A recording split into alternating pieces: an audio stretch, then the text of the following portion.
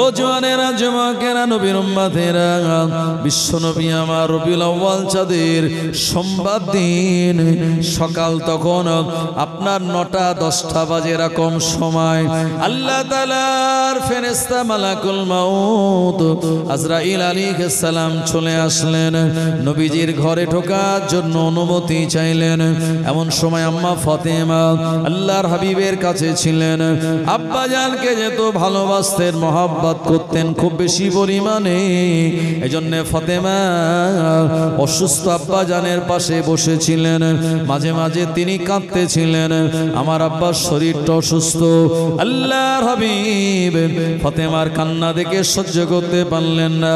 ফাতেমাকে বললেন, মা একবার আমার কাছে তুমি আসো। নবীজির কন্যা ফাতেমা নবীজির কাছে গেলেন, আর নবীজি তখন খুব আস্তে আস্তে কথা বলতেছিলেন।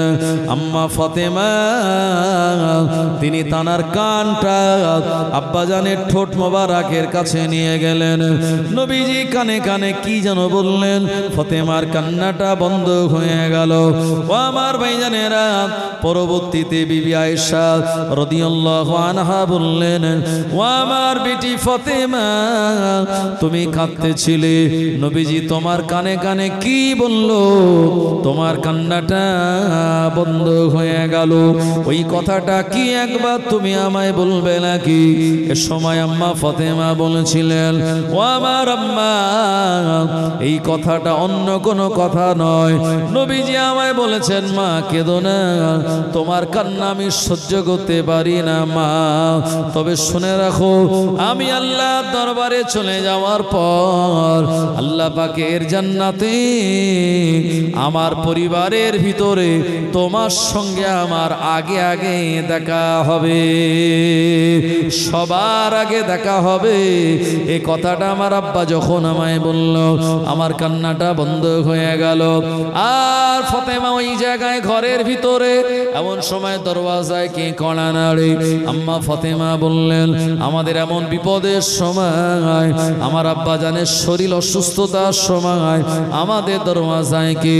নবীজি বললেন, মা দরওয়াজা খুলে দাও। উনি আর অন্য কেউ নয়, ইনি হলেন আল্লাহর এমন একজন ফেরেশতা, মায়ের সামনে দিয়ে সন্তানের জানটা কাবজ করে নেয়, সন্তানের সামনে থেকে আব্বা মায়ের জানটা কাবজ করে নেয়। উনি হলেন মালাকুল মাউত আজরাইল আলাইহিস সালাম। আমার ভাইজানেরা, ও নবীর উম্মত উম্মতানিরা, এই সময় আম্মা ফাতেমা দরওয়াজা খুলে দিলেন। আজরাইল আলাইহিস সালাম নবীজির ঘরে আসার অনুমতি চাইলেন। আল্লাহর হাবিব অনুমতি দিলেন, আদবের সঙ্গে ঢুকলেন। আসসালাতু ওয়াসসালামু আলাইকা ইয়া রাসূলুল্লাহ হাবিবাল্লাহ। নবীজি সালামে জবাব দিয়ে বললেন, ও মালাকুল মাউত আজরাইল, কি ব্যাপার, কি সংবাদ নিয়ে? ইয়া রাসূলুল্লাহ হাবিবাল্লাহ, আল্লাহ পাক আমাকে আপনার কাছে পাঠিয়েছে, তবে আপনার জান কবজ করার জন্য।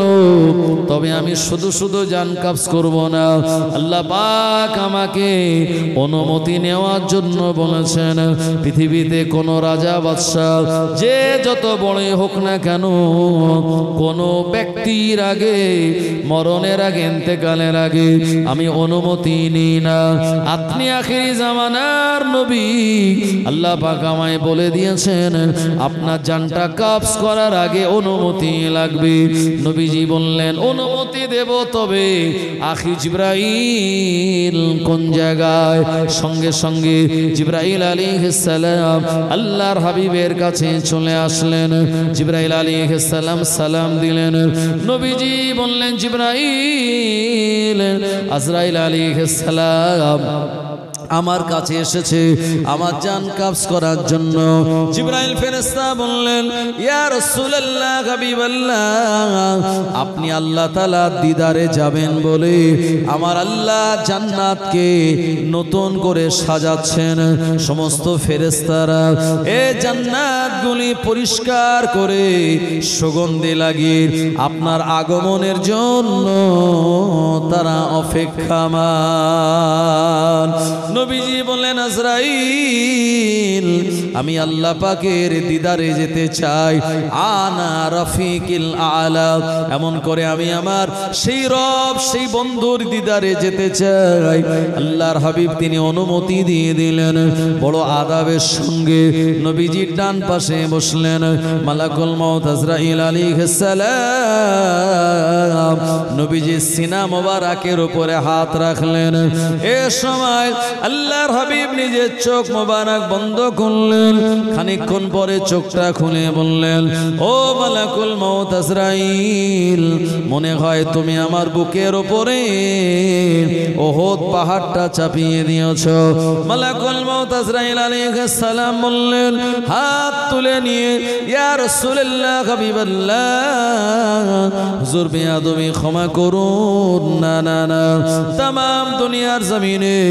সমস্ত মাখলুকাতের সমস্ত প্রাণী জগতের জান কবজ করার দায়িত্ব দিয়েছে আল্লাহ পাক আমায় আমি সমস্ত প্রাণীদের জান কবজ করি মানুষ জিনের কিন্তু না না না এত সহজের সঙ্গে অন্য কারো জান আমি কবজ করি না নবীজি শুনে বললেন ও মালাকুল মউত আজরাইল আলাইহিস সালাম কি কথা শোনালে আমায় এ মরণের কষ্টটা আমার জন্য যদি এত হালকা হয় অথচ তার কষ্টটা এত বেশি তাহলে আমার দুর্বল রুগ্ন গরিব উম্মতের কি হবে নবীজি আমার বললেন ও মালাকুল মউত আজরাইল আলাইহিস সালাম আমি মুহাম্মদ ইবনে আব্দুল্লাহ মুহাম্মাদুর রাসূলুল্লাহ সাল্লাল্লাহু আলাইহি ওয়াসাল্লাম আমি আমার বুকটা শক্ত করে ধরে রাখছি আর আমার তামাম উম্মতের মরণের কষ্টটা আমি নবী আমার বুকের উপর দিয়ে উঠিয়ে নাও ও জওয়ানেরা যুবকেরা আমাদের নবী কোন নবী যে নবী ইন্তেকালের পূর্ব মুহূর্তে তানার উম্মতের কথা ভুলে যান নাই আল্লাহর হাবিবের জানটা কবজ করা হয়ে গেল আর আল্লাহর ফেরেশতাগণের ওয়েলকাম স্বাগতম মোবারকবাদ দিয়ে আমার আল্লাহ আসমানের দিকে রওনা হয়ে যায় আম্মা আয়েশা বলে এ সময়তে আমি নবীজির মস্তক মোবারক আমার বুকের সঙ্গে লাগিয়ে রেখেছিলাম এমত অবস্থায় নবীজির এই হস্ত মোবারক যখন মাটির দিকে পড়ে গেল আমি তখন বুঝতে পারলাম আমাদের নবী দুনিয়ার জমিনে আর নাই ও নবীর উম্মতেরা আল্লাহর হাবিব দুনিয়া জমিন থেকে যেদিন বিদায় নিয়েছিলেন 12 রবিউল আউয়াল সোমবার দিন সকাল 10টা থেকে 10:30টার মধ্যে এরকম একটি সময় গোটা মদিনার জমিনে এই সংবাদখানা উঠে গেল ইমাম হাসান হোসেন রাদিয়াল্লাহু আনহুমা তানারা কাঁদতে লাগলেন আম্মা ফাতেমা তিনিও সংবাদ পেয়ে তিনিও কাঁদতে লাগলেন আবু বকর সিদ্দিক রাদিয়াল্লাহু আনহু এই জায়গাতে তিনি ছিলেন না অনেকটা দূরে এক জায়গায় ছিলেন সংবাদ যখন তানার কানে গেল দৌড়ে দৌড়ে কাঁদতে কাঁদতে নিজের কন্যা আয়েশার ঘরের ভিতরে প্রবেশ করলেন এ সময় দেখতে পেলেন নবীজিকে ইয়ামানি ডোরা কাটা চাদরে চাপা দেওয়া আছে আবু বকর সিদ্দিক রাদিয়াল্লাহু আনহু আল্লাহর হাবিবের কাছে আসলেন ওই চাদরটা উঁচু করলেন আর মহাব্বতের ছোঁয়া দিলেন আমার ভাইজানেরা আল্লাহ পাক কোরআন মাজিদে শুনিয়েছেন ইয়া ইবাদিয়াল্লাযিনা আমানু ইন্না আরদি ওয়াসিয়াতুন ফাইয়ায়া ফা'বুদুন কুল্লু নাফসিন যায়িকাতুল মাউত সুম্মা ইলাইনা তুরজাউন আল্লাহ বলেন হে বিশ্বাসী ইমানদারেরা ইয়া ইবাদিয়াল্লাযিনা আমানু ইন্না আরদি ওয়াসিয়াতুন আমার এই পৃথিবীটা প্রশস্তময় ফাইয়ায়া ফা'বুদুন সুতরাং তোমরা আমার ইবাদত করো কুল্লু নাফসিন যায়িকাতুল মাউত প্রতিটা ব্যক্তিকে মৃত্যুর স্বাদ গ্রহণ করতে হবে সুম্মা ইলাইনা তুরজাউন, এবং আমাদের সবাইকে আল্লাহ রাব্বুল আলামিনের কাছেই ফিরে যাওয়া লাগবে। সোমবার দিন নবীজির ইন্তেকাল হয়ে গেল, গোটা মদিনার জমিনে কান্নার রোল পড়ে গেল। ওমরে ফারুক, উসমানে গানি তানারা মদিনার মসজিদে কাঁদতে লাগলেন। আমার ভাইজানেরা, ওমরে ফারুক রাদিয়াল্লাহু আনহু একটু পরে তিনি তরবারি বার করে বললেন, না না না, নবীজি ইন্তেকাল করেন নাই, নবীজি তিনি আল্লাহ তাআলার সঙ্গে দিদার করার জন্য গিয়েছেন। মুসা নবী তুর পাহাড়ে যেমন আল্লাহ তাআলার সঙ্গে কথা বলার জন্য গিয়েছিলেন, আমাদের নবী আল্লাহর সঙ্গে দিদার করার জন্য গিয়েছেন। নবীজি আবার ফিরে আসবেন, নবীর রূহটা আবার ফিরে আসবে। কেউ যদি বলে নবী ইন্তেকাল করলো, আমি ওমর তার গর্দানটা তরবারি দিয়ে উড়িয়ে দেব। গোটা মদিনার জমিনে যেন এক বিরাট বিষাদের কালো ছায়া গ্রাস করলো। আমার ভাইজানেরা, হযরতে আলী রাদিয়াল্লাহু আনহু কেঁদে জারে জার হয়ে যান। এমন সময় হযরতে আবু বকর সিদ্দিক রাদিয়াল্লাহু আনহু দেখলেন নবীজির ইন্তেকাল তো সত্যি সত্যি হয়েছে, কারণ আল্লাহ পাক কোরআনুল মাজিদের আয়াত দিয়েছিলেন, ওয়ামা মুহাম্মাদুন ইল্লা রাসূল কদ খালাত মিন ক্বাবলিহির রাসূল। মুহাম্মদ সাল্লাল্লাহু আলাইহি ওয়াসাল্লাম একজন রাসূল, এবং তার আগে অনেক নবীরা এসেছিলেন যারা বিদায় নিয়েছেন। আবু বকর সিদ্দিক রাদিয়াল্লাহু আনহু সাহাবীদের থামানোর জন্য মদিনার মসজিদে দাঁড়িয়ে যখন এই আয়াতে কারিমা তেলাওয়াত করলেন, ওমরে ফারুক রাদিয়াল্লাহু আনহু তিনি শান্ত হয়ে বললেন, ও নবী সাহাবী আবু বকর, আমার মনে হয় এখনই যেন এই আয়াতে কারিমাটা নাজিল হয়ে গেল। আমার ভাইজানেরা, ওমরে ফারুক তিনি বুঝতে পারলেন নবীজি দুনিয়ার জমিন থেকে বিদায় নিয়েছে। এরপরে মঙ্গলবার দিন আমার নবীজিকে গোসল দেওয়া হবে।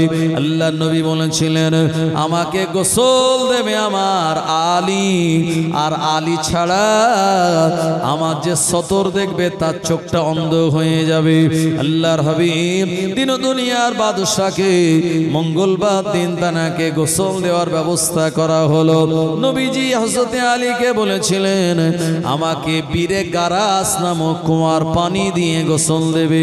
মদিনার একটা কুয়ার নাম হলো বীরে গারাস। আল্লাহর নবী বললেন, এ কুয়ার পানি কতই না ভালো, জান্নাতের নহরের সঙ্গে যার কানেকশন। হযরতে আলী রাদিয়াল্লাহু আনহু সাহাবীদের বললেন, তোমরা আমার সঙ্গে একটু হেল্প করবে।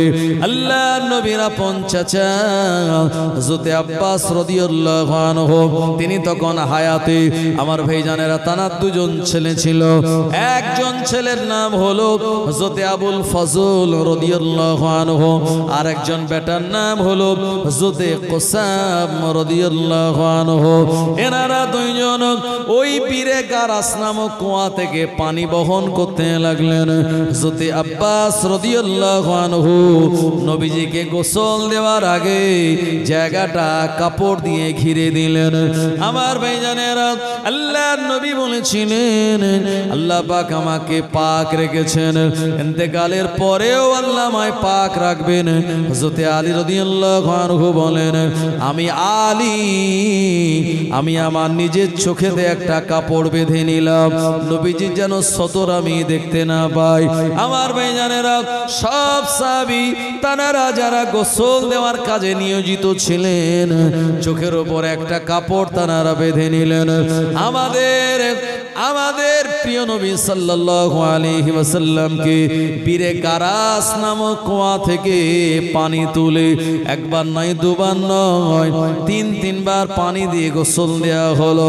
একবার কাফর মিশ্রিত পানি দ্বারা, আর একবার কুলপাতা আপনার মিশ্রিত পানি দ্বারা, আর একবার শুধু পানি দ্বারা নবীজিকে গোসল দেওয়া হলো।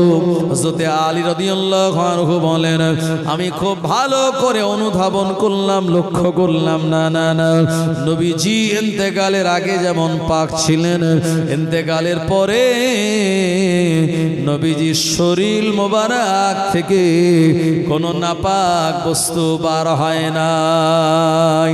আরো জোরে বলেন সুবহানাল্লাহ। ও নবীর উম্মত উম্মাদানিরা, এ সময় গোসল দেওয়া যখন কমপ্লিট হয়ে গেল, আমার ভাইজানেরা, হযরত আলী রাদিয়াল্লাহু আনহু বলেন, নবীজির এই চোখ মোবারকের উপরে একটা পাতার অংশ পড়েছিল। এই জায়গাতে আমি আমার জিহবা লাগিয়ে ওই পাতাটা তুলে নিলাম। আর পাতাটা তুলে নিতে গিয়ে আমি যখন আমার কান নবীজি ঠোঁট মোবারকের কাছে নিয়ে গেলাম, আমি আলী স্পষ্ট শুনতে পেলাম নবীজির ওফাতের পর তখনও তিনি বলতেছেন, ইয়া রব্বি হাবলি উম্মতি, ইয়া রব্বি হাবলি উম্মতি। হে আমার আল্লাহ, আমার উম্মতের উপায় কি, আমার উম্মতের উপায় কি? আমার ভাইজানেরা, ওই নবীর ভালোবাসা মোহাব্বত আমাদের সদা সর্বদা রাখতে হবে। নবীজি সারাটা জীবন উম্মতের নাজাতের কোশিশ করেছেন, উম্মতের নাজাতের চেষ্টা তিনি করলেন। আমার ভাইজানেরা, হযরত আলী রাদিয়াল্লাহু আনহু বলেন, নবীজির এই লুঙ্গি বাঁধার জায়গাতে, তাহাবান বাঁধার জায়গাতে একটুখানি পানি জমেছিল। আমি আলী ওই পানিটা আমার জিহবা দিয়ে আমি খেয়ে নিলাম। খেয়ে নেওয়ার পর আমার স্মরণ শক্তি আগে যা ছিল, নবীজির পেট মোবারকে জমে থাকা ওই পানিটা খাওয়ার পর আল্লাহ পাক আমার স্মরণ শক্তি আরো বেশি বাড়িয়ে দিয়েছিল। একবার প্রাণ খুলে বলুন সুবহানাল্লাহ, নারে তাকবীর। আমার ভাইজানেরা, এভাবে করে নবীজি সাল্লাল্লাহু আলাইহি ওয়াসাল্লামকে গোসল দেওয়া হলো। এরপরে আপনার তৃতীয় দিন বুধবার দিন নবীজির জানাজা হবে। এই জানাজা নামাজের ইমাম কে হবেন এবং নবীজিকে কোথায় কবরস্থ করা হবে? সাহাবে কেরামদের ভিতরে একটা সমস্যা দেখা দিল। নবী সাহাবীরা বললেন যে আল্লাহর হাবিবকে কোন জায়গায় দাফন দেয়া হবে? নবীজি তো এ ব্যাপারে আমাদের কিছু বলে যায় নাই। সাহাবীরা ইখতিলাফ করলেন নিজেদের ভিতরে। কেউ বললেন আমরা নবীজির আব্বা আম্মা যেখানে শায়িত ওই জায়গাতে দাফন দেব। কেউ বললেন না না না, জান্নাতুল বাকিতে দাফন দিয়ে দেয়া হবে। আবার কোন কোন সাহাবী বললেন নবীজির জন্মভিটা মক্কাতুল মুকাররমাতে দেয়া হবে। সাহাবীদের ভিতরে যখন ইখতিলাফ দেখা দিল, বুদ্ধিমান সাহাবী, বয়স জ্যেষ্ঠ সাহাবী হযরত আবু বকর সিদ্দিক রাদিয়াল্লাহু আনহু বললেন, তোমরা নিজেদের ভিতরে ইখতিলাফ করো না, আমি এ ব্যাপারে আমার মেয়ে আয়েশার কাছ থেকে জেনে আসি। আবু বকর সিদ্দিক রাদিয়াল্লাহু আনহু আর মেয়ে আয়েশার কাছে গিয়ে বললেন, হে আমার বেটি আয়েশা, আল্লাহর নবী তোমাকে কি কোনো জায়গা বলে দিয়েছে নবীজি কোন জায়গায় তারা দাফন হবে? এই সময় বেটি আয়েশা বললেন, ও আমার আব্বা জান, 1 তারিখে আমার নবী আমার কোলের উপরে মাথা দিয়ে শায়িত ছিল। এ সময় আমি নবীকে জিজ্ঞাসা করলাম, ইয়া রাসূলুল্লাহ, হাবিবাল্লাহ, হুজুর আপনার ইন্তেকালের পর কোন জায়গায় আপনার দাফন দেয়া হবে? নবীজি কোনো জবাব দিচ্ছিলেন না। আমি এক এক করে জায়গার নাম বললাম। আমি একবার বললাম মক্কাতুল মুকাররমায় কি আপনার দাফন হবে? নবীজি জবাব দেন নাই। এরপরে আমি আয়েশা বললাম, ইয়া রাসূলুল্লাহ, হাবিবাল্লাহ, জান্নাতুল বাকিতে কি দাফন দেওয়া হবে? নবীজি কোনো জবাব দেন নাই। এরপরে আমি আরো কিছু জায়গার নাম বললাম। নবীজি কোনো জায়গার উপরে রাজি হন নাই। ওই দিন আমার নবী আমায় বলেছিলেন, আয়েশা, ও আমার বিবি আয়েশা, আজকে আমি তোমার ঘরে আমি যেভাবে শুয়ে রয়েছি এমন করে কাবা বাইতুল্লাহর দিকে আমার বুক, আর মদিনা থেকে দক্ষিণ দিকে হলো কাবা বাইতুল্লাহ। বাইতুল্লাহ। আমার ভাইজানেরা, এ কাবা বাইতুল্লাহ দিকে আমার মুখ, আর এমন করে পূর্ব দিকে আমার মাথা, এমন করে প্রিয় নবী সাল্লাল্লাহু আলাইহি ওয়াসাল্লাম তিনি তানার এই যে শুয়ে থাকার বর্ণনা দিয়ে বললেন, আজকে আমি তোমার ঘরে যেভাবে শায়িত আছি, আমার ইন্তেকালের পর এইভাবে যদি আমাকে এই জায়গায় দাফন দেওয়া হয় তোমার ঘরেতে, আয়েশা তোমার কোন রকমের আপত্তি আছে নাকি? ও আমার আব্বাজান, সেদিন আমার নবী আমায় বলেছিলেন, সেদিন আমি আমার নবীকে বললাম, ইয়া রাসূলুল্লাহ, হাবিবাল্লাহ, এটা তো আমার বিরাট বড় সৌভাগ্য, এটা তো আমার বিরাট বড় একটা নসিব, আপনার ওফাতের পর যদি আমার ঘরে আপনার দাফন হয়, কবরস্থ হয়, আপনার কোটি কোটি মিলিয়ন বিলিয়ন উম্মতেরা আপনার মাজার আতাহার এসে তারা সালাম দেবে, আপনার মাজার মুকাদ্দাস এসে সালাম দিয়ে যাবে, আপনার মাজারটা তারা জিয়ারত করবে। ওই দিন আপনার মাজার জিয়ারত করার সঙ্গে সঙ্গে আমি আয়েশা আমার ঘরটাও তারা দেখে যাবে, আমি আয়েশা আমার জীবনটা ধন্য হয়ে যাবে। আমার ভাইজানেরা, হযরত আবু বকর সিদ্দিক রাদিয়াল্লাহু আনহু বললেন, ও নবী সাহাবীরা, চিন্তা করো না, আজকে মঙ্গলবার, আজকে আমি তোমাদের ফয়সালা দিয়ে দিচ্ছি, আগামী কাল নবীকে কোন জায়গায় দাফনের জন্য কবর খোঁড়া হবে, মাজার খোঁড়া হবে।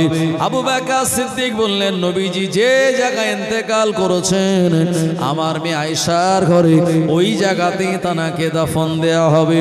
কবর খুঁড়বে কে? মদিনার একজন সাহাবী ছিলেন, ওনার নাম হলো আবু তালহা রাদিয়াল্লাহু আনহু। মক্কার জমিনের আরেকজন সাহাবী ছিলেন, ওনার নাম হলো আবু উবাইদা রাদিয়াল্লাহু আনহু। এনারা দুইজন কবর খোঁড়ার জন্য দাবি করলেন। আবু বকর সিদ্দিক বললেন, আবু তালহা, ও বাবা আবু উবাইদা, আগামীকাল সকালবেলা ফজরের নামাজের পর আমার মেয়ে আয়েশার ঘরে যে আগে আসবে আমি তাকে কবর খোঁড়ার অনুমতি দেব। রাতের বেলা তারা দুইজনে নিয়াত করে ঘুমিয়ে পড়লেন, আর নবীজির কবর মোবারক আমরা খুঁড়ব। কিন্তু না না না, আবু উবাইদা রাদিয়াল্লাহু আনহুর ঘুম ভাঙল না।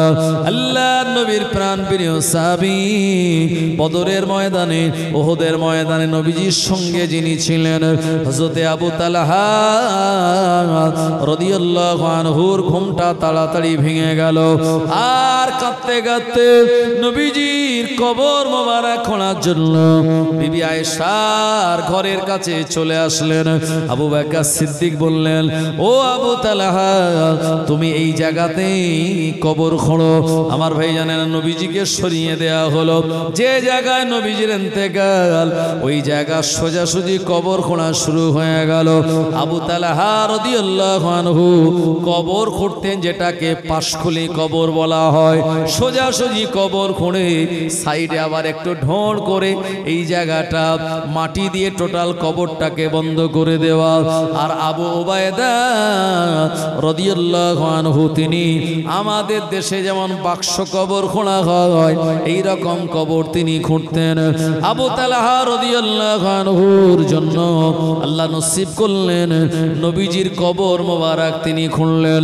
বুধবার দিন নবীজি জানাজা হবে, জানাজা নামাজের ইমাম কে হবে? না না না, আমাদের নবীজি জানাজা নামাজের কোনো ইমাম ছিল না। আমাদের জানাজা নামাজ যখন হয় আপনার 4 তাকবীরের সঙ্গে ফরজে কিফায়া জানাজা নামাজ আদায় করা লাগে।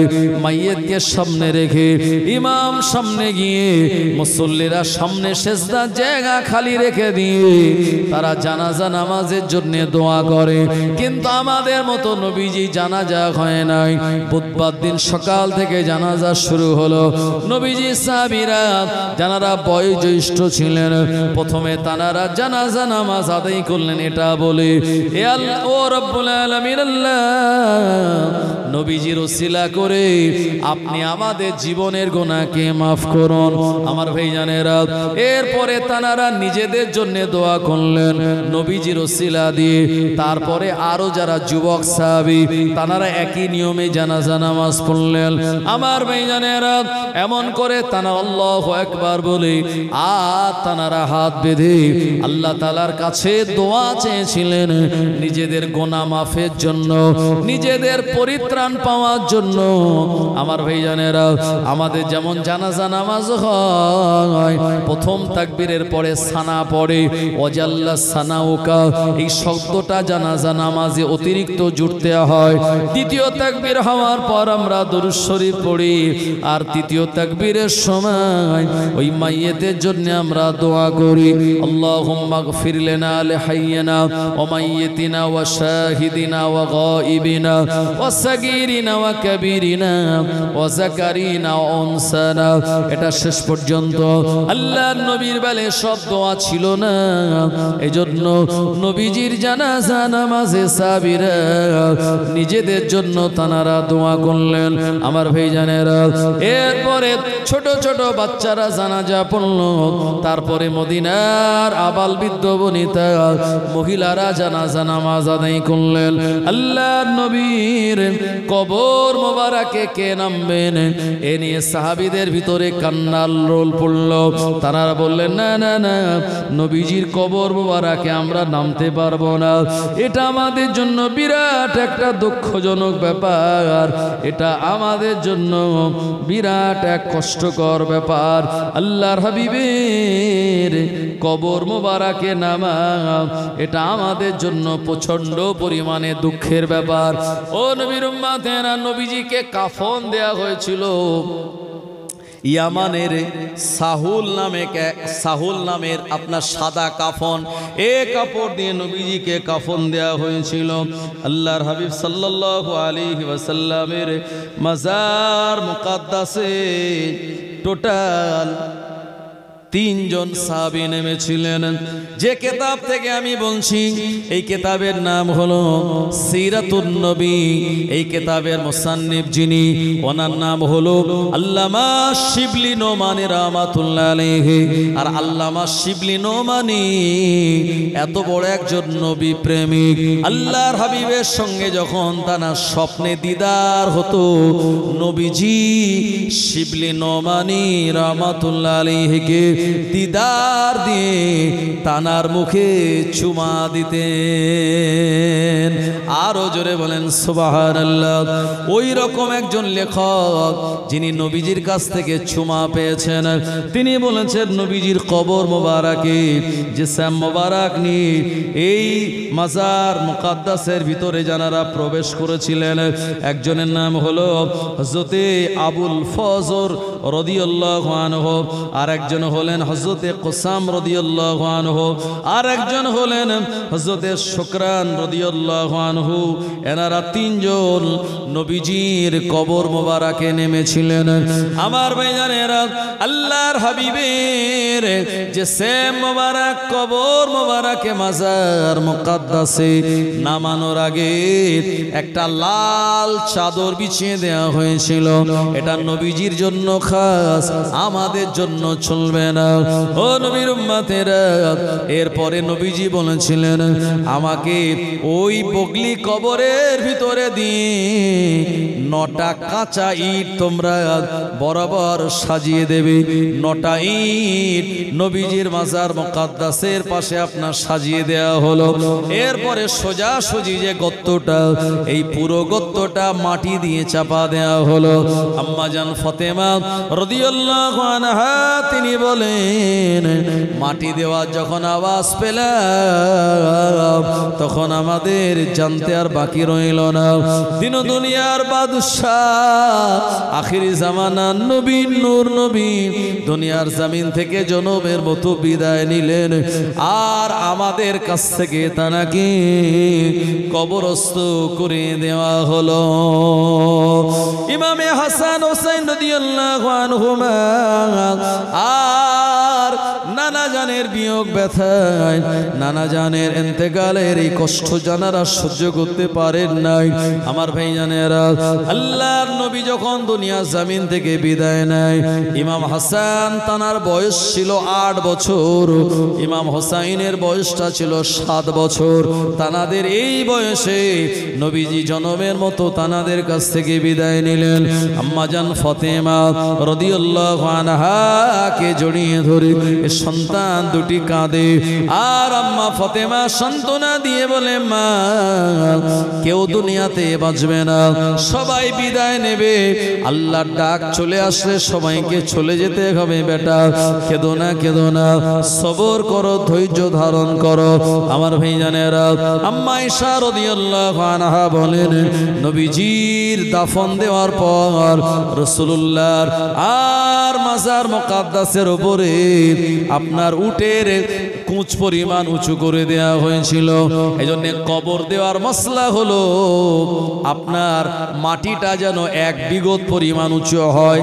যে জায়গায় কাউকে কবর দেওয়া হচ্ছে, কবরের মাটি যেন 1 বিঘত উঁচু হয়, এর কমও নয় বেশিও নয়, এতটা মাটি দেওয়া হলো সুন্নাত।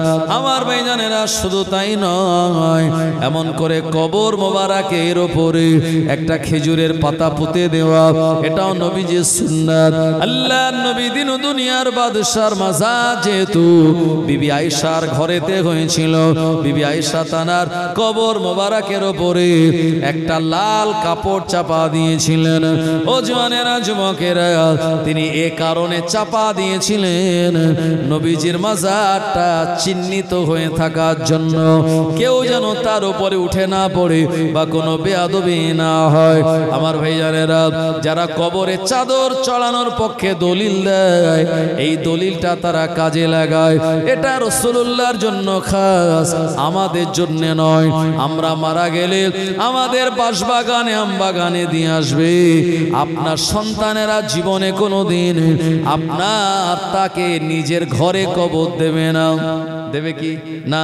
এই জন্য নবীর জন্য এটা খাস ছিল। ওই মশলা যারা নিজেদের উপরে জায়েজ করে নিয়েছে, আমার ভাইজানেরা, ফুরফুরা শরীফের মুজাদ্দিদুজ্জামান এটাকে হারাম বলে ফতোয়া দিলেন। মাজারে চাদর ছড়ানো, আগরবাতি ধূপবাতি দেওয়া, এটা শরীয়ত বিরুদ্ধ কাজ। আমরা যারা মুজাদ্দিদুজ্জামানের মশলা মেনে চলি, আমরা কবরটা সংরক্ষণ করি বটে, কিন্তু চাদর চড়ানো, আগরবাতি ধূপবাতি মোমবাতি এগুলি দেওয়া শরীয়তে জায়েজ নয়। ও নবীর উম্মত উম্মাদানিরা, আল্লাহর হাবিবের ইন্তেকালের পর খলিফার দায়িত্ব নিলেন আবু বকর সিদ্দিক রাদিয়াল্লাহু আনহু। 2 বছরের জন্য দায়িত্ব নিলেন। 2 বছর পর স্বাভাবিক নিয়মে দুনিয়া জমিন থেকে তিনি ইন্তেকাল করলেন। তার ইন্তেকাল করার কারণ হলো নবীজির মহাব্বত, তার ভালোবাসায়। আবু বকর হুজুরের জীবনীতে লেখা আছে, তানার যখন শরীর খারাপ, এ সময় ডাক্তাররা বলল ওনার কলিজাটা কার প্রেমে পুড়ে দগ্ধ হয়ে গেল। সাহাবীরা বলেন, এ প্রেম তো অন্য কারোর জন্য নয়, এ প্রেম তো রাসূলুল্লাহর জন্য। আর এই নবীর ইন্তেকালের পর আবু বকর সিদ্দিক এত দুঃখ পেয়েছিলেন। আমার ভাইজানেরা, 2 বছর পর দুনিয়ার জমিন থেকে বিদায় নিয়েছিলেন। উনি বলেছিলেন, আমার ইন্তেকালের পর গোসল দিয়ে আমার লাশটা নিয়ে নবীজির কবর মোবারকের কাছে নিয়ে যাবে, আর বলবে, হুজুর আপনার হিজরতের সঙ্গে গারে সুরের সঙ্গে আপনার আবু বকরকে আনা হয়েছে। এ কথা বলার সঙ্গে সঙ্গে যদি দরওয়াজা খানা খুলে যায়, আমি আবু বকর আমাকে নবীজির কবরের পাশে দাফন দিয়ে দিও। দরওয়াজা যদি না খোলে, আজ জনসাধারণের কবরস্থান জান্নাতুল বাকিতে দাফন করে দিও।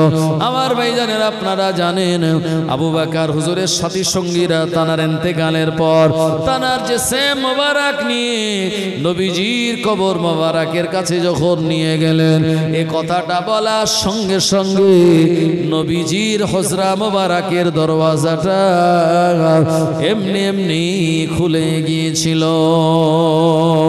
আরো জোরে বলেন সুবহানাল্লাহ, আল্লাহুম্মা।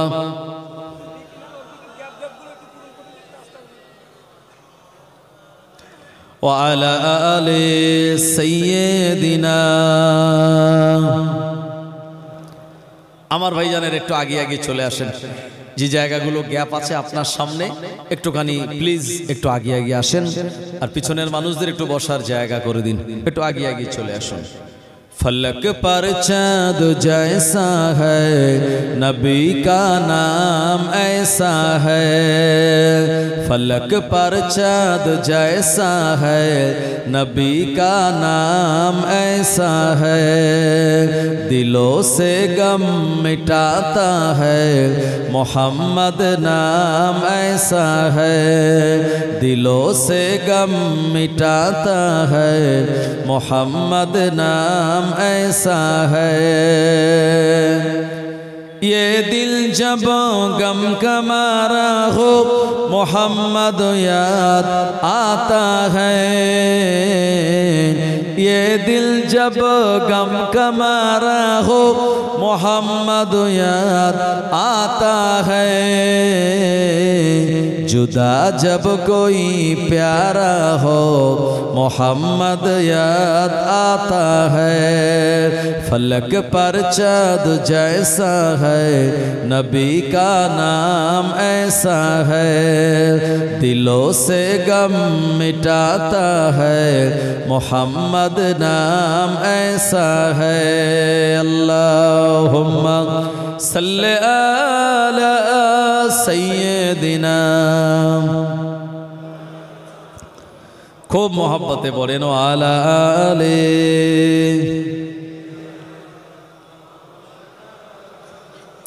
আমার ভাইজানেরা, ও নবীর উম্মতেরা, এরপরে দ্বিতীয় নম্বরে খলিফা হলেন ওমরে ফারুক রাদিয়াল্লাহু আনহু।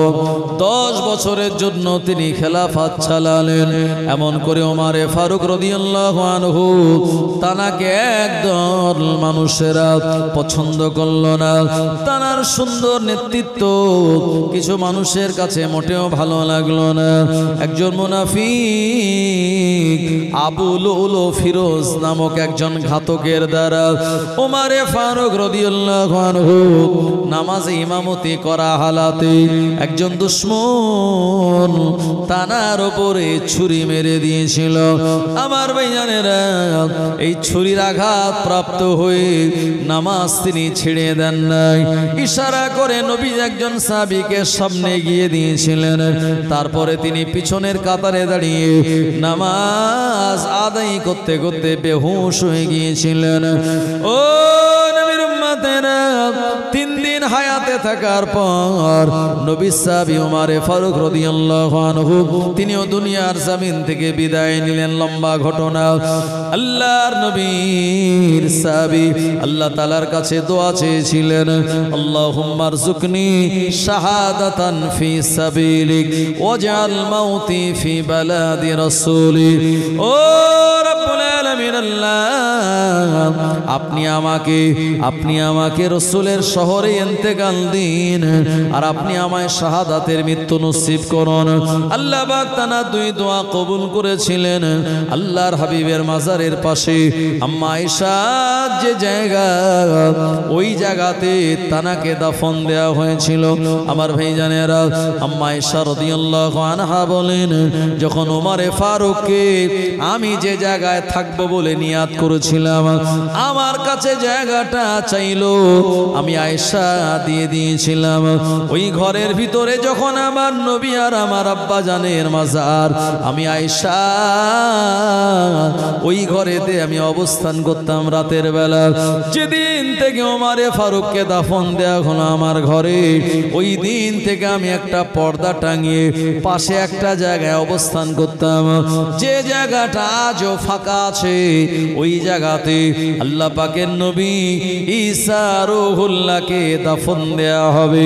একবার প্রাণ খুলে বলুন সুবহানাল্লাহ। তৃতীয় নম্বরে দায়িত্ব নিলেন উসমানে গনি রাদিয়াল্লাহু আনহু, আমার নবী পাকের জামাতা, যিনি 12 বছর টোটাল খেলাফত চালিয়েছিলেন। ও নবীর উম্মতেরা উসমানে গানি তিনি যেহেতু বিরাট অর্ধ পৃথিবীর মালিক, বিরাট সাম্রাজ্যের অধিকারী, এ কারণে তিনি আপনার সিরিয়ার দামেস্কে একজনকে রাজ্যপাল গভর্নর নিযুক্ত করেছিল। ওই রাজ্যপালের নাম হলো আমিরে মুয়াবিয়া রাদিয়াল্লাহু আনহু। আমার ভাইজানেরা, উসমানে গানি রাদিয়াল্লাহু আনহু নরম হৃদয়ের মানুষ, যিনি নিজে হাতে কোরআন মাজিদ লিখেছিলেন। আপনারা জানেন জুমার দিনে যখন ইমাম খুতবা দেয়, এই সানি খুতবার ভিতরে আবু বকর, ওমর, উসমান, আলী তানাদের সবার নাম ইমাম সাহেব বলে। আর এই চারজন সাহাবী আবু বকর, ওমর, উসমান, আলী, ইমাম হাসান হুসাইন এবং আম্মা জান ফাতেমা রাদিয়াল্লাহু আনহা, তানাদের নাম বলাটা হলো ওয়াজিব। জুমার দিনে খুতবায় যদি চারজন সাহাবীর নাম, ইমাম হাসান হুসাইনের নাম আর আম্মা জান ফাতেমার যদি নাম না বলা হয়, আশারায়ে মুবাশশারার নাম যদি না হয়, তাহলে বুঝবেন ওই খুতবার ওয়াজিব হয়নি। এজন্য বলা হয় জুমার দিনে জামিউল কুরআন আমিরুল মুমিনিন সাইয়্যিদিনা উসমান ইবনে আফফান রাদিয়াল্লাহু তাআলা ওয়া আলা আসাদিল্লাহিল গালিব আমিরুল মুমিনিন সাইয়্যিদিনা আলী ইবনে আবি তালিব রাদিয়াল্লাহু তাআলা আন ওয়া আলা ওয়ালিদাইস সাইয়্যিদাইন আবি মুহাম্মাদানিল হাসানি ওয়া আবি আব্দুল্লাহিল হুসাইন রাদিয়াল্লাহু আনহুমা ওয়া আলা উম্মিহিমা ফাতেমা তাজহারা রাদিয়াল্লাহু আনহা। আমার ভাইজানেরা, এমন করে উসমানে গানি রাদিয়াল্লাহু আনহু রাজ্যপাল তানাকে নিযুক্ত করলেন। কিন্তু রাজ্যপাল মনে মনে চিন্তা করলেন, উসমানে গানি ওফাতের পর তিনি গোটা আরব সাম্রাজ্যের খলিফা হবেন। আমার ভাইজানেরা, একদল মানুষ উসমানে গানির বিরুদ্ধে তারা আওয়াজ তুলল। উসমান গানি হলো নরম হৃদয়ের মানুষ, তানাকে দিয়ে খেলাফত চালানো ঠিক হবে না। উসমান গানির ব্যাপারে নানান রকম তার অভিযোগ তুলল। আমার ভাইজানেরা, যারা সমাজতান্ত্রিক সমাজ ব্যবস্থা মানে না, আমার ভাইজানেরা, যারা নবী সাহাবীদের মান্য করে না, এইরকম বেহুদা কিছু মানুষ উসমানে গানির বিপরীত চলে গেল। ও নবীর উম্মত উম্মাতানিরা, এইরকম মানুষ আজও আমাদের ভারতবর্ষের জমিনে রয়েছে। আপনারা জানেন তারা এ ভারতবর্ষের সংবিধান তারা পরিবর্তন করতে চায়। এ ভারতবর্ষের সংবিধান থেকে তারা ধর্ম নিরপেক্ষ এবং সমাজতন্ত্র এই কথাটা তারা তুলে দিতে চায়। আপনারা জানেন গত কয়েকদিন আগে মনে হয় সুপ্রিম কোর্ট আপনার গতকালই রায় দিয়ে দিয়েছে, বলল না না না, ভারতবর্ষের সংবিধান থেকে ধর্ম নিরপেক্ষ এবং সমাজতান্ত্রিক এ কথাটা কোনো মতেই তুলে দেওয়া যাবে না। আপনারা জানেন কেন্দ্রীয় একটা সংস্থা শিশু কমিশন যারা রিপোর্ট দিয়ে বলেছিল মাদ্রাসাতে রাইট টু এডুকেশন অনুযায়ী শিক্ষা দেওয়া হয় না, এই মাদ্রাসাগুলি তুলে দেওয়ার জন্য রায় দিয়ে আপনার বলেছিল শিশু কমিশন, তারা সুপারিশ করেছিল। কিন্তু সুপ্রিম কোর্টের এই যে একজন প্রধান বিচারপতি যার নাম ছিল DY চন্দ্রচূড়, নভেম্বর মাসের 10 তারিখে যিনি অবসর নিয়েছেন, উনি বলে গেলেন না না না, 700 বছরের এ মাদ্রাসার শিক্ষা ব্যবস্থার ঐতিহ্যকে মিটিয়ে দেওয়া যাবে না। মাদ্রাসার যে শিক্ষা ব্যবস্থা এটা তো পরিপূর্ণ সংবিধান অনুযায়ী, এবং মাদ্রাসার এই শিক্ষা বহাল রাখার ব্যাপারে DY চন্দ্রচূড় রায় দিয়েছে। আমার ভাইজানেরা, রাজেশ খান্না বলে আরেকজন নতুন বিচারপতি এসেছে সুপ্রিম কোর্টের। ও নবীর উম্মত উম্মাতানিরা, সংবিধানের পক্ষে তারা রায় দেয়। আমাদের ধর্মের যারা পূর্বপুরুষ তারাও এই ধর্মের জন্য, এই দেশের জন্য তারাও জীবন দিয়েছিলেন। এ কারণে এটাই আমাদের জন্মস্থান, এখানে আমরা বড় হয়েছি, আর এই জায়গাতে আমাদের কবরস্থান হবে। এটা ভারত হলো আমাদের ভূমি, এই জায়গা থেকে আমাদের কেউ বিতাড়িত করতে পারবে না। একবার জোরে বলেন সুবহানাল্লাহ। ও নবীর উম্মত উম্মাতানিরা, আজকে তারা ওয়াকাফ সম্পত্তির উপরে তারা হানা দিতে চায়, তাদের কালো চোখ ওয়াকাফ সম্পত্তির উপরে পড়ল। আমার ভাইজানেরা, ছলে বলে কলে কৌশলে এই সম্পদগুলি তারা হাতিয়ে নিতে চায়। আমরা যারা মুসলমান ঘরের সন্তান, মুসলমান বলে দাবি করি, আমাদের ইমানি নৈতিক দায়িত্ব হলো এই ওয়াকাফ সম্পত্তি যেন যেভাবে বহাল আছে বহাল থাকে, তার জন্য আন্দোলন করা। মুসলমান ভাইয়েরা আমার, জনেরা, যুবকেরা, যে কথা আমি আপনাদের বলতেছিলাম, উসমানে গানী রাদিয়াল্লাহু আনহু তানার বাড়িটাকে ঘেরাও করা হলো, বাড়ির পানি দেওয়া বন্ধ করে দেওয়া হলো। উসমানে গানীর বিরুদ্ধে একদল মানুষেরা তারা স্লোগান তোরা শুরু করে দিল। হযরতে আলী রাদিয়াল্লাহু আনহু বললেন, এ আমার আদরের দুই সন্তান হাসান, এ আমার আদরের দুই সন্তান হোসাইন রে, এ হাসান আর হোসাইন আমার নবীর সাহাবী, তোমার নানা সাহাবী।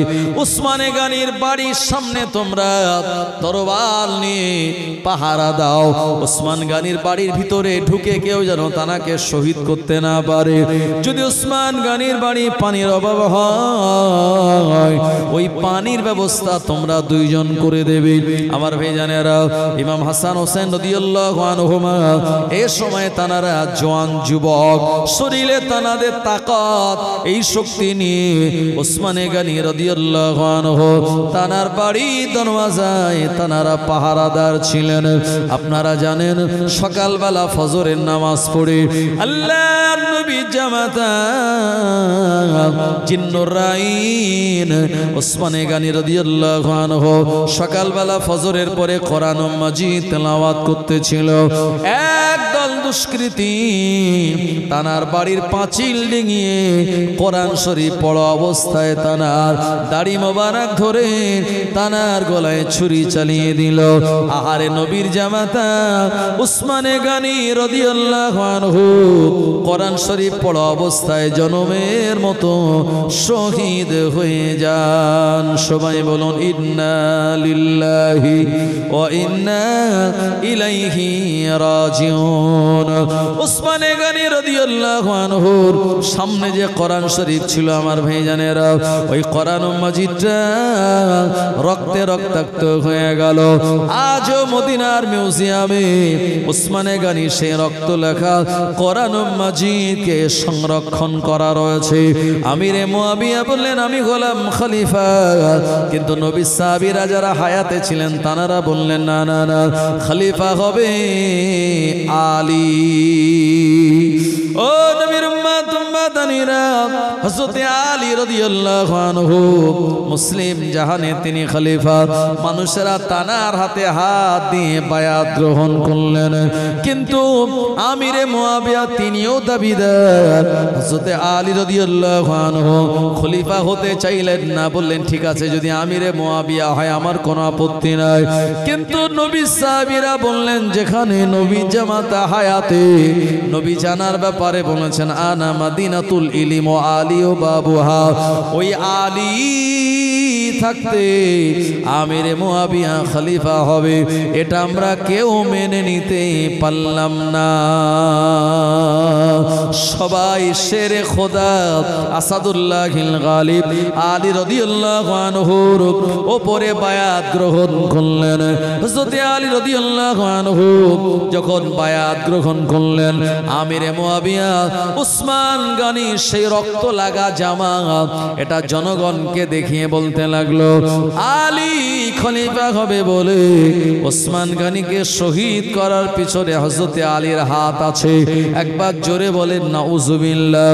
এমন একটা মিথ্যা বানোয়াট কথা ও জামানায় চারিদিকে রটে গেল।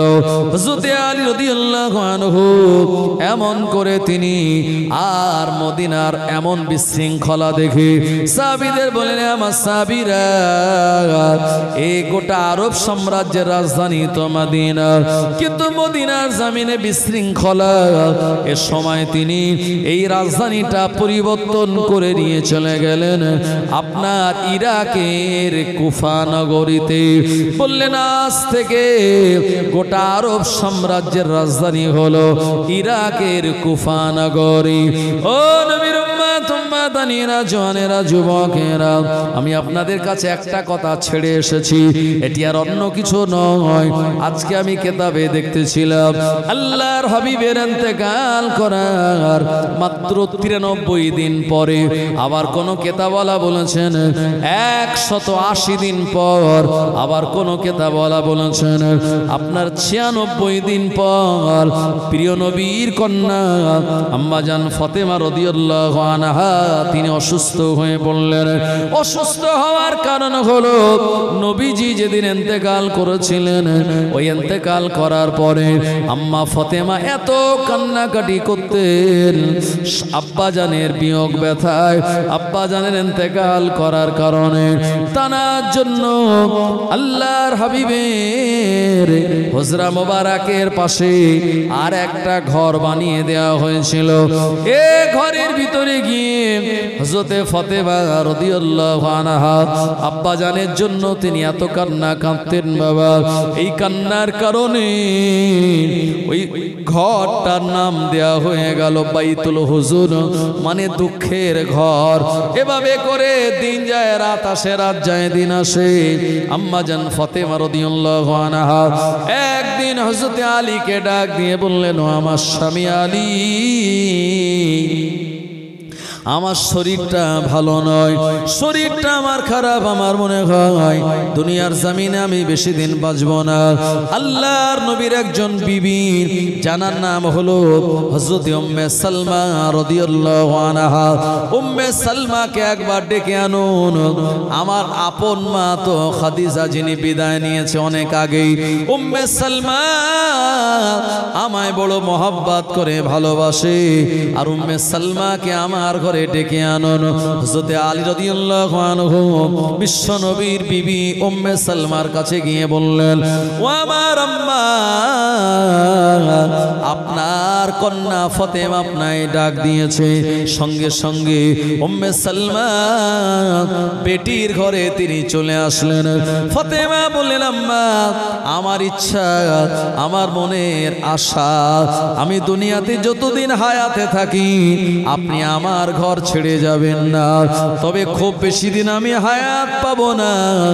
আমার আব্বা জান আমায় বলে গিয়েছে, আমার আব্বার ওফাতের পর সব থেকে সবার আগে আমার আব্বার সঙ্গে আমি দেখা করব, তার মানে খুব তাড়াতাড়ি বিদায় নেব। ও আমার আম্মা উম্মে সালমা, আপনি আমার ঘরে অবস্থান করুন। উম্মে সালমা রাদিয়াল্লাহু আনহা ফাতেমার ঘরে অবস্থান করেন, আর হাসান হোসাইন তানাদেরকে নানি জান বলে সম্বোধন করেন। আমার ভাইজানেরা, উম্মে সালমা রাদিয়াল্লাহু আনহা নবীজির ঘরে, নবীজির কন্যা ফাতেমার ঘরে একদিন হযরতে ফাতেমা সংসারের সব কাজকামগুলি করেছেন, আর জামা কাপড়গুলি তিনি ধুয়ে পরিষ্কার করলেন। হাসান হোসাইনের জন্য জামা কাপড় পরিষ্কার করলেন, আর স্বামী আলীর জন্য খানা সুন্দর করে রান্না করে একেবারে সংসারের সব কাজ গুছিয়েছেন। হযরতে আলী রাদিয়াল্লাহু আনহু ঘরে এসে বললেন, ও বিবি ফাতেমা,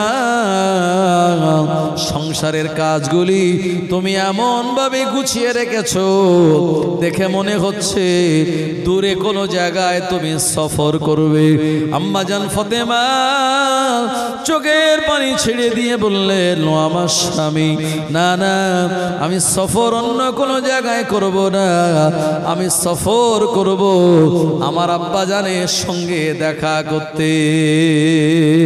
হযরত আলী রাদিয়াল্লাহু আনহু এ সময় বললেন, বিবি ফাতেমা, যদি তুমি তাই চলে যাও, আমি হাসান হোসাইনকে কি বলে সান্ত্বনা দেব? আমার ভাইজানেরা, এমন কথা বলতে বলতে কিতাবওয়ালা লিখেছেন, আম্মা জান ফাতেমা রাদিয়াল্লাহু আনহা তানার জ্বর এসে গেল, শরীরের টেম্পারেচার বাড়তে লাগলো, আর তানার জ্বর আসলো। আমার ভাইজানেরা, এই জ্বরের কারণে উম্মে সালমা তানার সেবা করতে লাগলেন, তানার যাবতীয় দেখভাল করতে লাগলেন। প্রিয় নবী সাল্লাল্লাহু আলাইহি ওয়াসাল্লাম ঘুমের ভিতরে ফাতেমাকে দেখা দিলেন, স্বপ্নে বললেন, মা সবর করো, ধৈর্য ধারণ করো, আমি তোমার আব্বা, তোমার জন্য জান্নাতে আমি অপেক্ষামান। আরো জনে বলেন সুবহানাল্লাহ। ও আমার ভাইজানেরা, রাত গভীর হলো। ওই দিন রাতের বেলা আম্মা জান ফাতেমা দুনিয়ার জমিন থেকে বিদায় নেবেন। স্বামী আলীকে কাছে ডেকে নিয়ে বললেন, ও আমার স্বামী আলী, আপনার কাছে আমার কয়েকটা দাবি। এক নম্বর দাবি হলো, আমার যখন ইন্তেকাল হয়ে যাবে, আমার ইন্তেকালের খবরটা মদিনার জমিনে আপনি কাউকে বলবেন না। আমি রাতের বেলা ইন্তেকাল করব, মদিনার কোন সাহাবীকে না বলে গোপনে গোপনে আমাকে রাতের বেলা দাফন দিয়ে দেবেন। হযরতে আলী বললেন, এ বিবি ফাতেমা, নবী সাহাবীরা যারা তোমাকে মহব্বত করে নবীর বেটি হিসাবে, তোমার ইন্তেকালের খবর যদি না বলি মনটা তাদের খারাপ হয়ে যাবে, আমাকে তারা দোষারোপ করবে। আম্মা জান ফাতেমা বললেন, ও আমার স্বামী, না না না, আমি দুনিয়াতে যতদিন হায়াত পেয়েছি, আমার যে সে মোবারক পর্দার আয়াত নাজিল হওয়ার পরে কেউ দেখে নাই। আমি দুনিয়ার জমিনে সেভাবে চলাফেরা করেছি, ঘরের কোণে নির্জনে আবদ্ধ রেখেছি নিজেকে। আমার ইন্তেকালের পর আমার আব্বার সাহাবীদের যদি ডাকেন, আমি ফাতেমা লম্বা না বেটে, আমি ফাতেমা মোটা না রোগা, তার আন্দাজ করবে আর আমার পর্দার খেলাফ হয়ে যাবে। আমি ফাতেমা তা চাই না। হযরতে আলী বললেন, বিবি ফাতেমা, তোমার এই দাবিটা মেনে নিলাম। ও আমার স্বামী, আমার দ্বিতীয় নম্বর দাবি হলো, আমার যখন ইন্তেকাল হয়ে যাবে, আমাকে গোসল দেবে আমার আম্মা উম্মে সালমা, আর আপনি পানি একটু বহন করে দেবেন। হযরতে আলী তিনি তা গ্রহণ করলেন। তিন নম্বর দাবি হলো, আমার জানাজা নামাজের ইমামতি করবেন আপনি, কারণ আপনি আমার স্বামী, আপনি আমার নামাজে জানাজার ইমামতি করবেন। আমার চার নম্বর দাবি হলো, আমার খাটিয়াটা মাথার দিকে আপনি ধরবেন, পায়ের দিকে অন্য কেউ নয়, পায়ের দিকে ধরবে আমার আদরের দুই সোনা ইমামে হাসান, ইমাম হোসাইন। ফাতেমা বলতেছিলেন, আর হযরতে আলী রাদিয়াল্লাহু আনহুর কলিজার পাঁজরগুলো যেন দুঃখে ভেঙে যাচ্ছিল। এই কথাগুলি শুনে বললেন, ও বিবি ফাতেমা, তুমি যা যা বলেছো আমি সব তা মেনে নিলাম। হযরতে ফাতেমা বললেন, ও আমার স্বামী আলী, আপনার সঙ্গে আমি ঘর সংসার করলাম, নবীজি আমার আব্বা জান আপনার সঙ্গে আমায় বিয়ে দিল, একসঙ্গে ঘর সংসার করলাম, না জানি আপনার সঙ্গে ঘর সংসার করতে গিয়ে এমন কোন আচার আচরণ হয়তো করে ফেলেছি, আপনি মনে দুঃখ ব্যথা পেয়েছেন। হযরতে আলী বললেন, ও বিবি ফাতেমা, এমন বলে আমার কলিজার পাঁজরের হাড় আর তুমি ভেঙে দিও না। না না না, জীবনে কোনোদিন তোমার থেকে খারাপ ব্যবহার আমি পাই না। আল্লাহর নবী সাহাবী আলী বলেন, আল্লাহ আপনি সাক্ষ্য থাকুন, আমার বিবি ফাতেমা সব থেকে আমার উত্তমতম বিবি। একবার জোরে বলেন সুবহানাল্লাহ। ও নবীর উম্মত উম্মাদানিরা, রাত গভীর হয়ে গেল। এই গভীর রাতের বেলা আপনার তাহাজ্জুদের নামাজের জন্য আম্মা জান ফাতেমা তিনি দাঁড়িয়ে গেলেন। উম্মে সালমা রাদিয়াল্লাহু আনহা ইমাম হাসান আর হুসাইন রাদিয়াল্লাহু আনহুমাকে ঘুম পাড়িয়ে দিয়েছেন। ফাতেমা নামাজে দাঁড়িয়েছেন অসুস্থ অবস্থায়, নামাজ কয়েক রাকাত তিনি আদায় করলেন। আমার ভাইজানেরা, এরপরে শরীরটা তো দুর্বল, তানার শরীরের টেম্পারেচার এত বেশি হয়ে গেল, সেজদা থেকে মাথা তুলতে পারলেন না, ওই সেজদা হালাতেই পড়ে রইলেন। আমার ভাইজানেরা, হযরতে আলী রাদিয়াল্লাহু আনহু তিনি ফাতেমার পাশেই ছিলেন। এমন করে অনেকটা সময় পেরিয়ে গেল, সেজদা থেকে যখন মাথা তোলেন না, হযরতে আলী ফাতেমা ফাতেমা বলে ডাকলো। আমার ভাইজানেরা, আল্লাহর নবীর কন্যা আর নাই। আল্লাহ পাকে ডাকে সাড়া দিয়ে কখন সেজদা হালাতে বিদায় নিয়েছেন হযরত আলী তিনি তা জানেন না। ও নবীর উম্মত উম্মতানিরা, হযরত আলী রাদিয়াল্লাহু আনহু কাঁদতে লাগলেন। ও রব্বুল আলামিন, আল্লাহ রাসূলের দুলালি আমার বিবি ফাতেমা দুনিয়া থেকে বিদায় নিল। আল্লাহ মে আদরে দুই সন্তানকে কি বলে সান্ত্বনা দেব? আমার ভাইজানেরা, উম্মে সালমা তিনি খবর পেলেন আর ছুটে আসলেন, দেখতে পেলেন ফাতেমার শরীর দিয়ে আর নাক দিয়ে শ্বাস প্রশ্বাস বার হয় না। আমার ভাইজানেরা, উম্মে সালমা কাঁদতে লাগলেন, বেটি ফাতেমা আমাদেরকে বিদায় দিয়ে আর তোমার সন্তানদেরকে মাহারা করে বিদায় নিলে।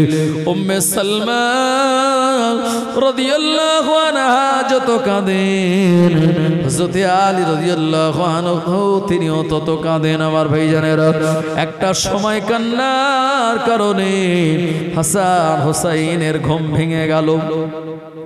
ইমাম হাসান হুসাইন আম্মা আম্মা বলে ছুটে আসলো, কিন্তু না না না, মা তো আর দুনিয়াতে নাই। মা জনমের মতো বিদায় নিল। হযরত আলী ইমাম হাসানকে ধরে সান্ত্বনা দেয়।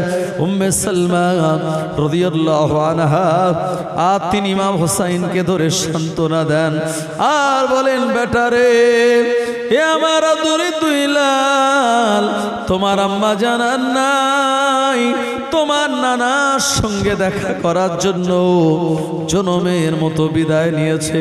আমার ভাইজানেরা, ইমাম হাসান হুসাইন আম্মা জানের মুখ ধরে চুমা দেয়। মা মা আপনি যাবেন না, আমরা কার কাছে থাকবো, কাকে মা বলে ডাকবো? আম্মা আপনি যাবেন না।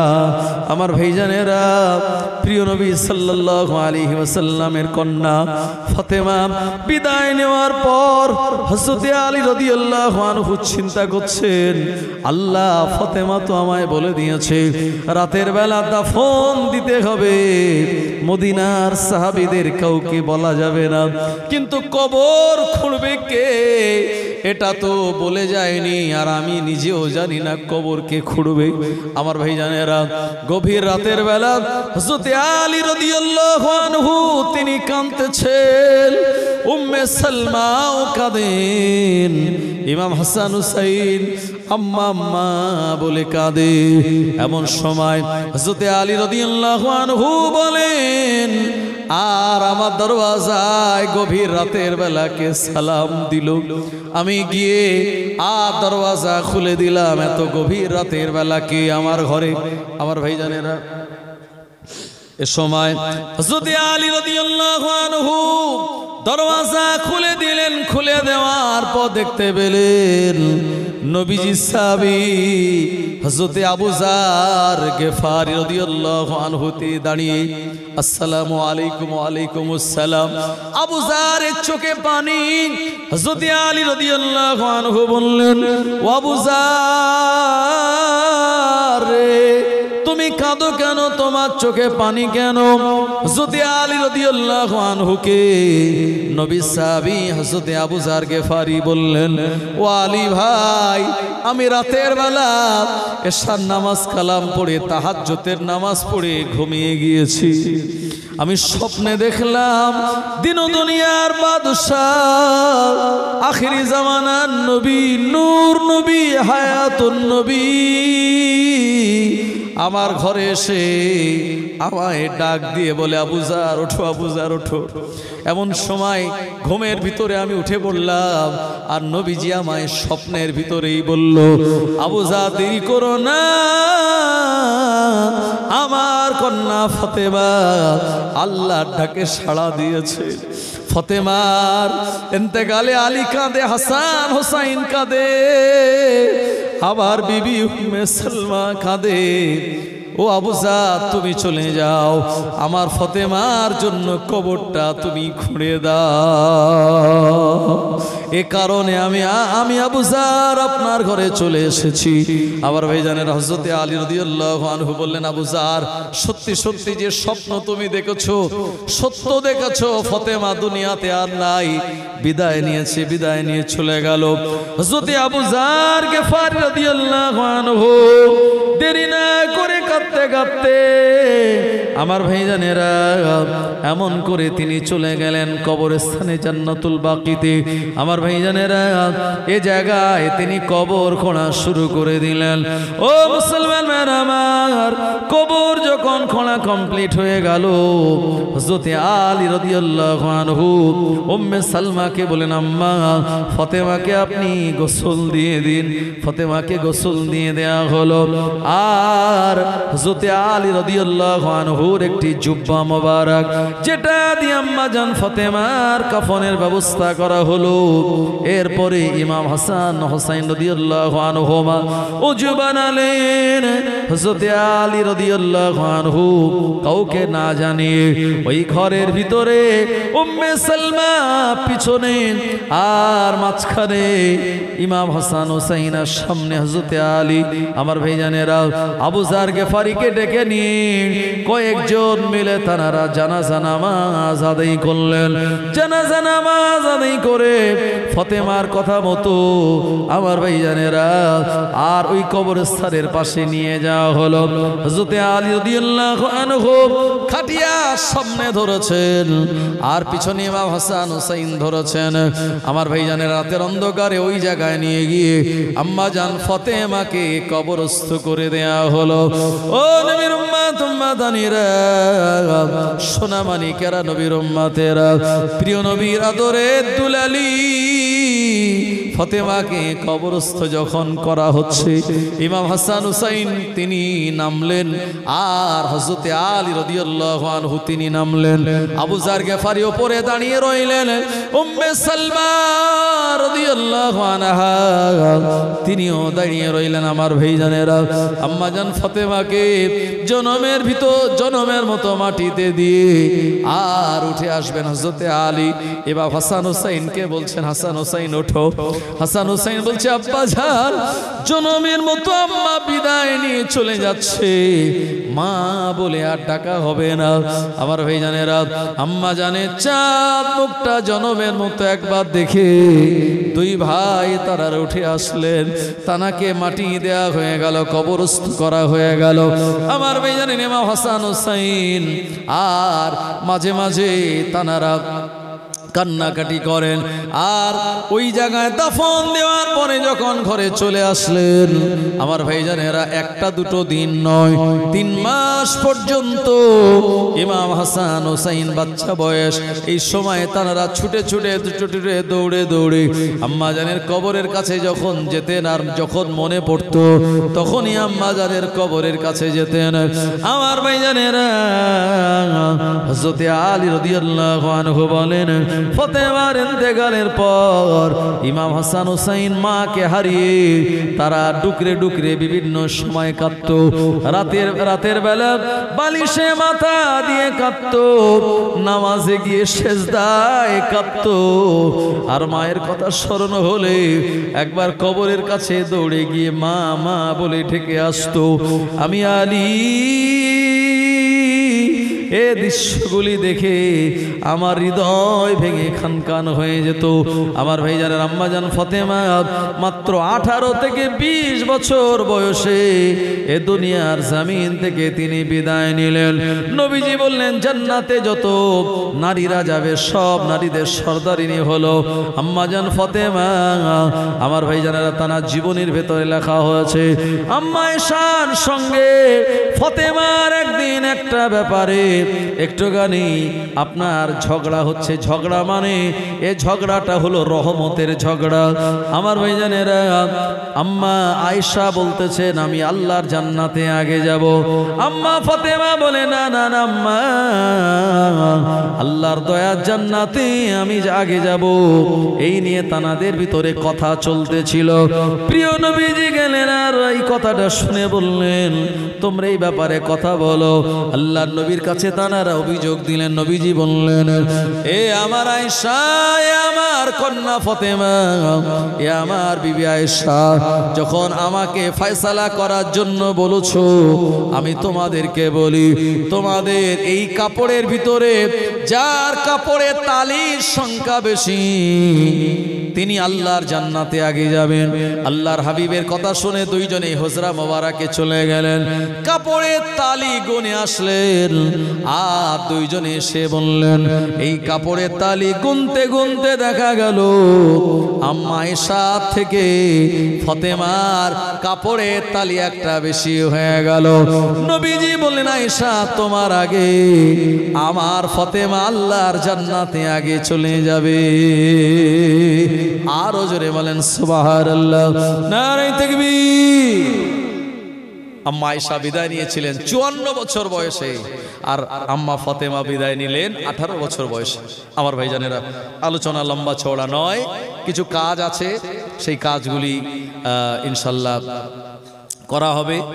এবং সেই সঙ্গে সঙ্গে আপনারা যারা এসেছেন অনেক দূর দূরান্ত থেকে আপনারা আসেন অনেক কষ্ট করে, সুতরাং আপনাদের বাড়ি যাওয়ার একটা ব্যাপার আছে। তারপর ইনশাল্লাহ আগামী বুধবার এবং বৃহস্পতিবার আখিরি মোনাজাত হবে। এই 2 দিনে আপনাদেরকে হযরতে আলী রাদিয়াল্লাহু আনহু কিভাবে শহীদ করা হয়েছিল তানাকে ওই কুফার মসজিদের ভিতরে, তারপরে হযরত ইমাম হাসান খেলাফতের দায়িত্ব নিলেন, তানাকেও বিষপান করানো হলো ছলে বলে কলে কৌশলে। তারপরে ইমাম হুসাইন গদিতে বসলেন, ইমাম হুসাইন গদিতে বসার পর তানাকেও নির্মমভাবে কারবালার ময়দানে শহীদ করা হয়েছিল। লম্বা ঘটনা। আগামী 2 দিনে আপনাদের কাছে ইনশাল্লাহ ইমাম হাসান ও হুসাইনের তানাদের খেলাফত এবং তানাদের শহীদ হয়ে যাওয়া এই 2টি ব্যাপার নিয়ে আপনাদের কাছে আলোচনা রাখবো ইনশাআল্লাহ, যদি আল্লাহ আমায় তৌফিক দেয়। এখন আপনাদের বিশেষ করে হাজী সাহেব প্রতি বছর কিছু সম্মানীয় হাজী সাহেবদেরকে রুমাল দিয়ে সংবর্ধনা দেন। তো আজকেও মাশাআল্লাহ কিছু হাজী সাহেবের নাম বলা হচ্ছে।